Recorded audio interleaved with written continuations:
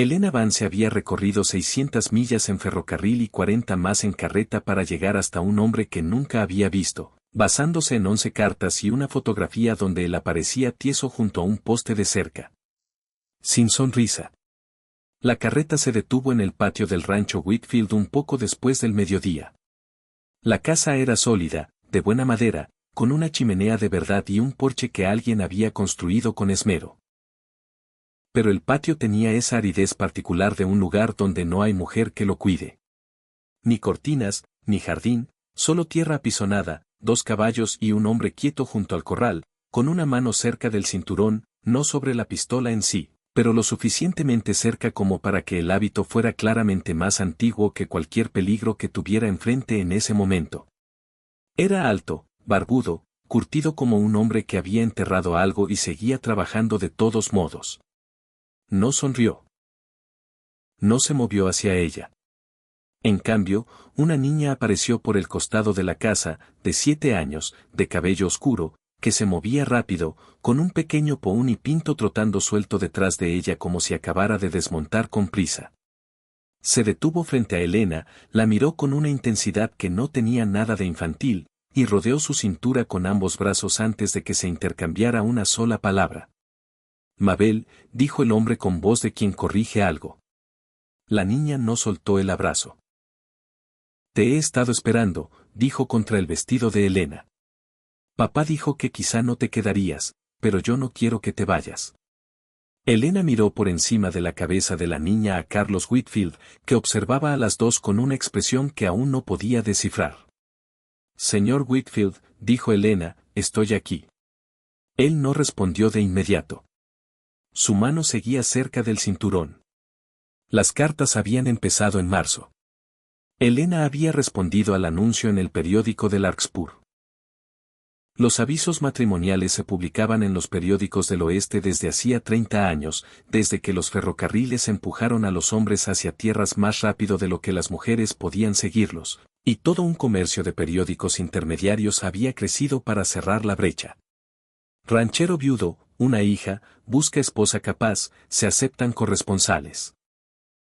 La tienda de artículos secos de su padre en Ohio había quebrado con su muerte, y lo que quedó después de los acreedores era una deuda demasiado grande para que una mujer joven sin oficio pudiera escapar quedándose donde estaba. No huía de un amor perdido. Nunca se había casado. Había pasado sus 20 llevando los libros de contabilidad de su padre, y cuando él murió, descubrió que la competencia no pagaba las deudas. Las cartas de Carlos eran breves. Prácticas. Mencionaba a su hija exactamente una vez en la primera carta. Mabel, 7 años, se guarda sus cosas desde que su madre falleció, y no amplió más. Aunque Elena notó que la frase estaba sola en su propia línea, como si la hubiera escrito y luego no supiera qué añadir. Lo que no escribió, y lo que Elena solo aprendería más tarde de la señora Doyle en la pensión, fue cómo había muerto Sara. Había sido el peor invierno en 6 años. El paso a Larkspur, normalmente un viaje de 2 horas, se había cerrado bajo la nieve durante 11 días seguidos aquel enero, y cuando la fiebre de Sara empeoró durante la noche, no había forma de traer a un médico del pueblo, y mucho menos a tiempo. Carlos había cabalgado para pedir ayuda de todos modos, en medio de una tormenta de nieve, y regresó 2 días después para encontrarlo ya terminado. No es que a Larkspur le faltara un médico. Es que los inviernos de Wyoming no le importaban lo que tuviera un pueblo cuando el camino hacia él desaparecía. Nunca perdonó a la montaña por eso. Tampoco se había perdonado del todo a sí mismo, aunque habría negado que hubiera diferencia entre ambas cosas. Sara le había enseñado a Mabel a montar antes de todo eso. La subió al viejo Biscuit a los 5 años y la hizo aprender a ensillar ella misma el pony antes de que se le permitiera montarlo. Como Sara había aprendido en Nebraska. A Mabel le gustaba decir que era lo último que su madre terminó de enseñarle. Elena no sabía nada de esto todavía, de pie en el patio. Lo aprendería pieza por pieza, como se aprende una casa viviendo en ella. Elena había preguntado en su tercera carta cómo era Mabel. Carlos no había respondido directamente a la pregunta. En cambio, escribió sobre la fuente de agua del rancho, la distancia hasta la escuela, el precio del ganado ese año. Elena leyó esa no respuesta con más cuidado que cualquier otra cosa que él enviara y comprendió, acertadamente como resultó, que algunos hombres escriben alrededor de lo que más importa porque aún no han encontrado las palabras para atravesarlo. Empacó un solo baúl, vendió el resto de lo que quedaba en la tienda de su padre y abordó un tren hacia el oeste en la última semana de mayo, diciéndose a sí misma durante todo el camino que un matrimonio construido sobre 11 cartas era, al menos, una apuesta honesta, una en la que ambas partes habían entrado con los ojos abiertos, lo cual era más de lo que podía decir de la mayoría de los matrimonios que había visto en Ohio. La cena fue tranquila, en el sentido de que todos en la mesa se esforzaban mucho por no decir lo que realmente pensaban. Mabel habló. Habló de los caballos, del arroyo detrás del granero, de un vestido que su madre había cosido una vez y que aún colgaba en el armario porque nadie había decidido qué hacer con él. Carlos comió sin decir mucho, observando a Elena como un hombre observa el clima que se acerca desde el oeste. Después de que Mabel se fue a la cama, se sentó frente a Elena con una taza de café que no bebió. «Quiero ser honesto contigo», dijo. «No sé si hice bien en mandar a buscarte. Eso es honesto para decir en una primera noche». Elena dijo que Sara había muerto hacía 2 años. Él dijo. Me dije a mí mismo que Mabel necesitaba una madre, y eso era lo suficientemente cierto como para escribirlo, pero ahora que estoy sentado aquí, no sé si envié por una esposa porque Mabel la necesita o porque era más fácil ponerlo en el papel que decir en voz alta que no sé cómo hacer esto solo. Esas no son razones diferentes, dijo Elena. Son la misma razón dicha de 2 maneras. Él la miró por primera vez en toda la noche sin reservas en su rostro. Algo en su expresión ya había empezado a decidir otra cosa. También está el banco, dijo, y se detuvo como si hubiera soltado más de lo que pretendía. No importa eso esta noche. Puedes decírmelo, dijo Elena. No esta noche, repitió, y la puerta del tema se cerró tan firmemente como se había abierto. Le dijo al amanecer, antes de que Mabel despertara. Creo que esto fue un error, dijo, de pie junto a la carreta. No por tu culpa, pero tengo un pagaré sobre esta tierra que no estoy seguro de poder pagar.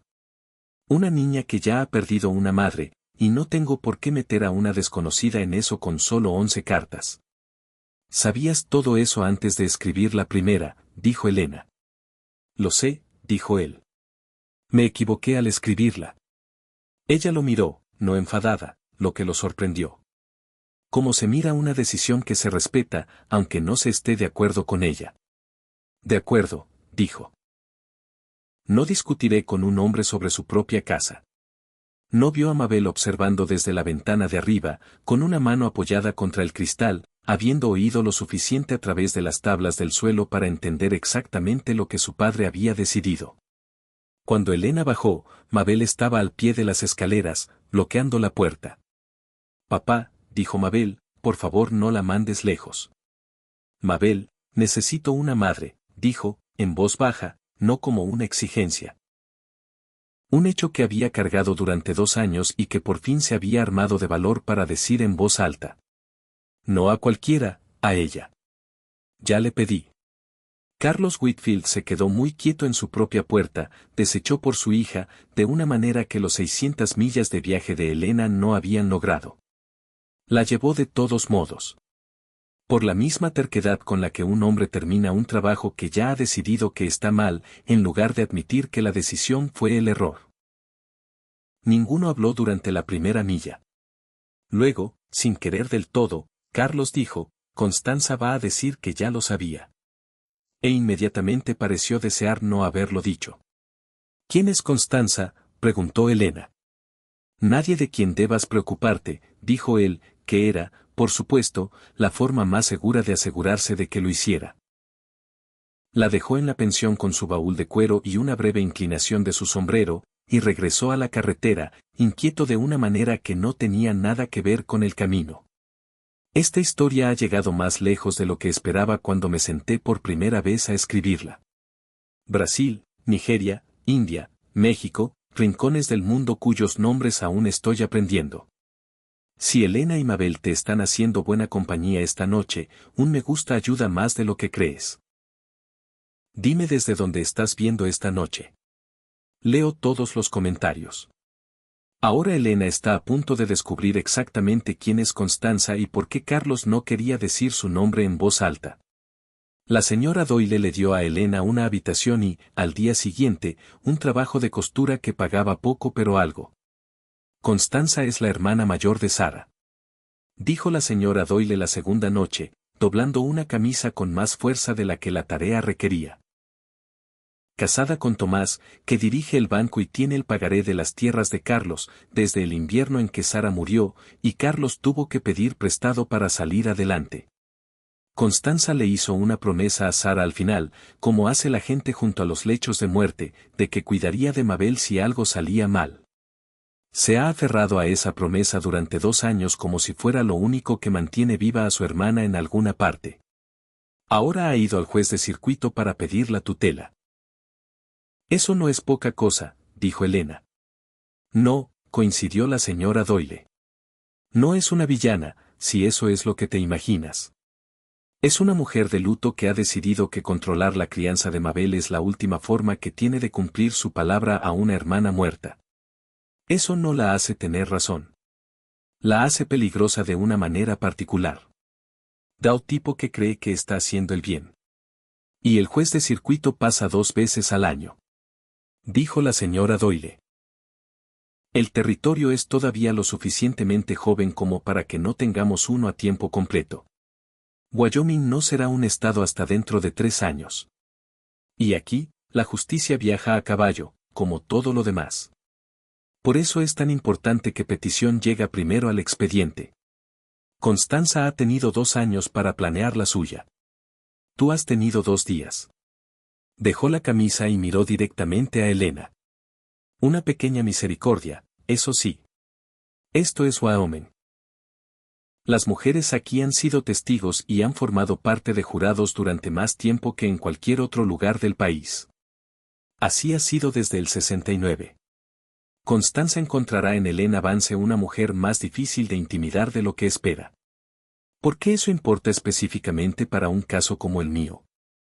Porque en la mayoría de los territorios, dijo la señora Doyle, la palabra de una mujer en un tribunal vale exactamente lo que un hombre decide que valga. Aquí ya está establecido en la ley desde hace casi 20 años que vale lo mismo que la de cualquiera. Constanza está acostumbrada a discutir desde detrás del nombre de su marido. Está a punto de aprender que no necesitas estar detrás del nombre de nadie. Mabel tomó a Biscuit sin pedir permiso, lo ensilló ella misma como su madre le había enseñado, comprobó la cincha 2 veces como Sara siempre le había hecho hacer, y recorrió las 2 horas hasta Larkspur con la determinación sombría de una niña de 7 años que ha decidido que los adultos a su alrededor están manejando las cosas mal. Encontró a Elena en el porche de la pensión. Viniste todo este camino sola, dijo Elena, poniéndose de pie rápidamente. Nadie me habría dejado venir si lo hubiera pedido, dijo Mabel. Había habido señales de lobos en el pastizal del norte toda esa semana.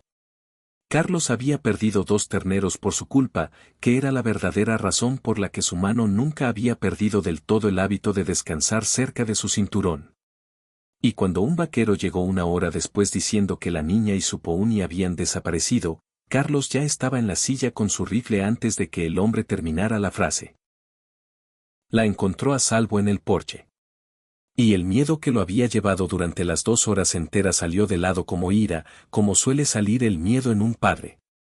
Podrías haber muerto en ese camino, dijo. Sé montar en ese camino, dijo Mabel. Mamá me enseñó antes de que tú te dejaras enseñarme nada. Eso golpeó más fuerte de lo que ella pretendía. Carlos no dijo nada durante un largo momento. Y cuando finalmente miró a Elena por encima de la cabeza de su hija, algo en su rostro había cambiado. No decidido todavía, pero ya no huyendo de la decisión.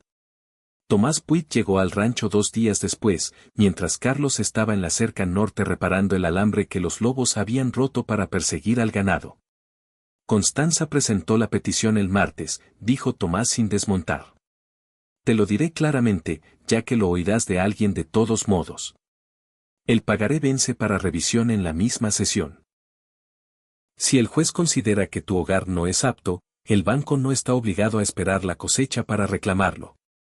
Eso es una amenaza, Tomás, o un hecho, dijo Carlos sin levantar la vista del alambre. Ambas cosas, como siempre, dijo Tomás.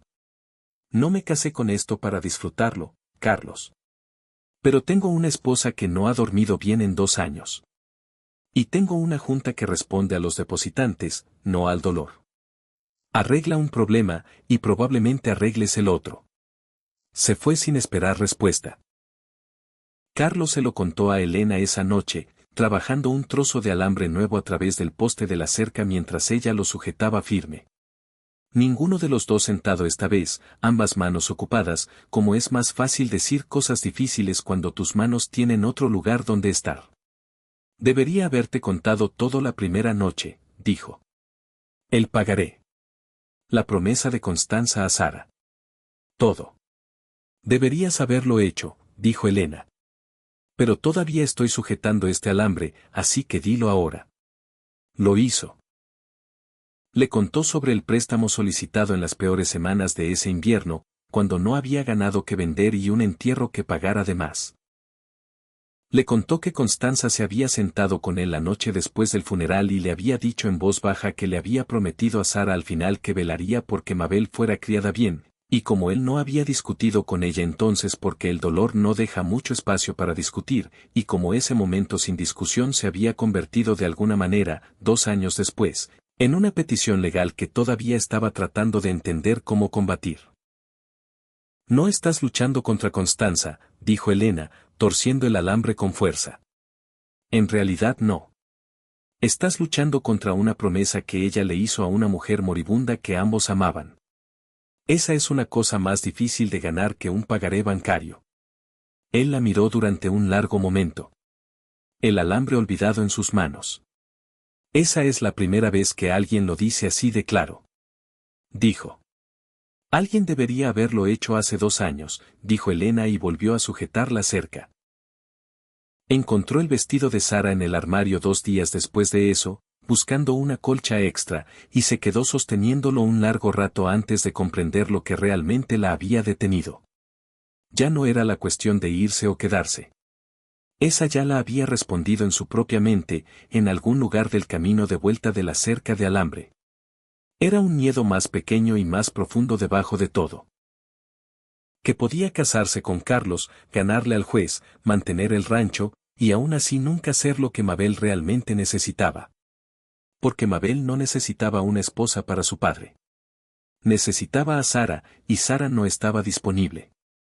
Y ninguna cantidad de esfuerzo por parte de Elena podría cambiar esa aritmética. Todavía sostenía el vestido cuando Mabel la encontró. Puedes ponerte eso si quieres, dijo Mabel. No me importa. No es por eso que lo sostengo, dijo Elena y descubrió, para su propia sorpresa, que estaba siendo completamente honesta con una niña de 7 años. Temo no ser suficiente. Que haré todo bien y aún así no seré lo que realmente perdiste. Mabel consideró esto con la seriedad que aplicaba a la mayoría de las cosas. No se supone que seas mamá, dijo. Ya tuve una de esas. Solo necesito a alguien que se quede. Tomó el vestido con cuidado y lo volvió a colgar. Ya te quedaste en toda la parte difícil. Eso es más que ser suficiente. Eso es simplemente verdad. Elena se sentó en el borde de la cama y, por primera vez desde Ohio, se permitió llorar, no por dolor, sino por el alivio específico de que alguien sin nada que ganar con la mentira le dijera claramente que ya había hecho la única parte que importaba. Constanza fue a la pensión la mañana anterior a la audiencia. No estoy haciendo esto para hacerle daño, dijo, de pie en el umbral, rechazando la silla que Elena le ofrecía. Le prometí a Sara. Tú no la conocías. No sabes lo que debo. Sé lo que Mabel me dijo, dijo Elena. Ella no necesita que reemplacen a su madre. Necesita a alguien que se quede. Yo pienso hacerlo.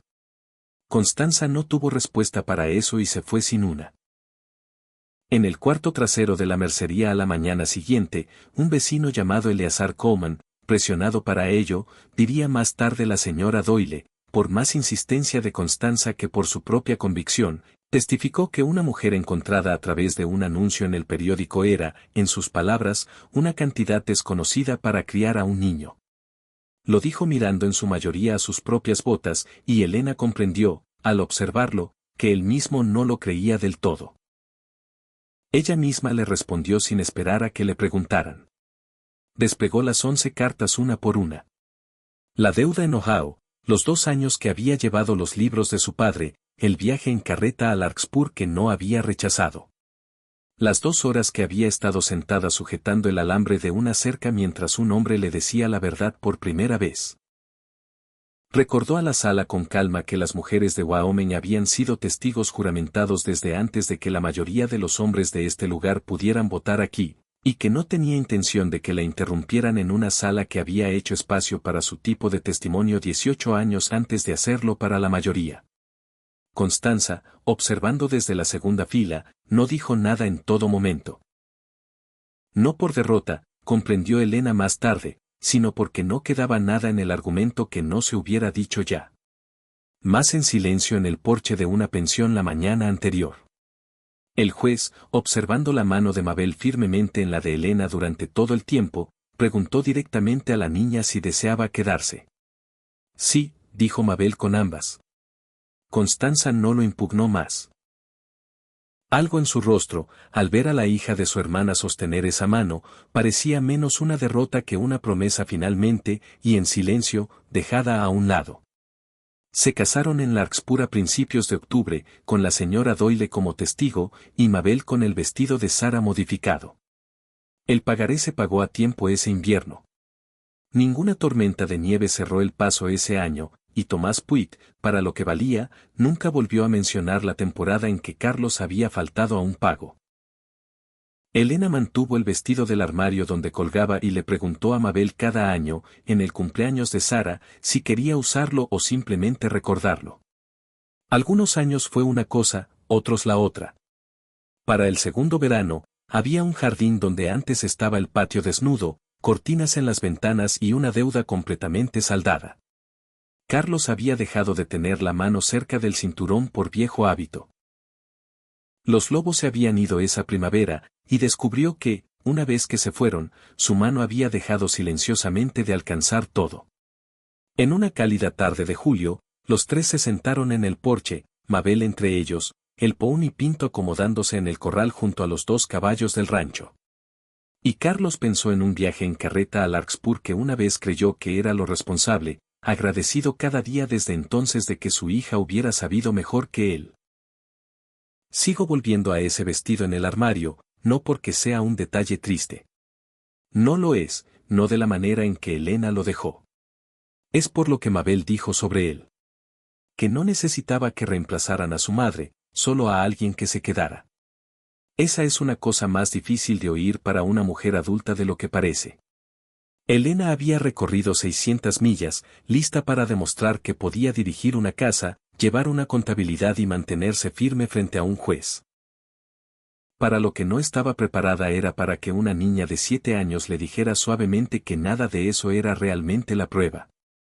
Y pienso en la mano de Carlos cerca de ese cinturón durante 2 años por un hábito que nunca explicó a nadie. No por miedo a un extraño en su patio. Solo un hombre que había aprendido por las malas que los problemas no siempre te avisan con 2 horas de antelación en un camino de montaña. Tomó perder ese hábito, no ganarlo, para decirte que finalmente había dejado de esperar lo malo que viene después. Si hay un país ahí fuera esta noche donde alguien se aferra a un viejo hábito así, con la mano cerca del cinturón, esperando problemas que ya pasaron, espero que esta historia te encuentre en el momento adecuado. Gracias por cabalgar conmigo hoy. Hasta la próxima, sigue cabalgando.